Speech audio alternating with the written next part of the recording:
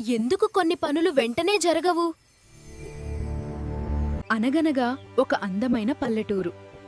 అక్కడ కిరణ్ అనే కుర్రాడు. చాలా తెలివైనవాడు, కాని ఓపిక లేదు.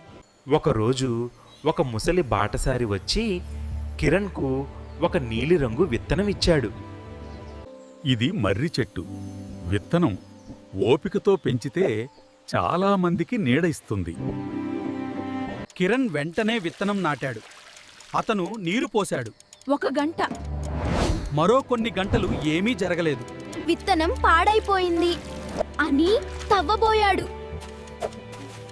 అప్పుడే ఊరి పెద్ద అక్కడికి వచ్చి ఇలా అన్నాడు. లోకంలో ఏ అందమైనది బలవంతంగా రాదు. ప్రతి గంటకు తవ్వితే అది పెరగదు, చనిపోతుంది. కిరణ్ తన తప్పు తెలుసుకున్నాడు. మళ్లీ విత్తనం నాటి ఓపిక పట్టాడు. నీళ్లు పోశాడు. తన పనులపై దృష్టి పెట్టాడు. రోజులు గడిచాయి. విత్తనం పెద్ద చెట్టయింది. ఓపిక అంటే వేచి ఉండటం కాదు, వేచి ఉండే సమయంలో ప్రశాంతంగా ఉండటం. నీతి కథల ప్రయాణం కొనసాగుతుంది. మా ప్రయాణంలో భాగం కండి.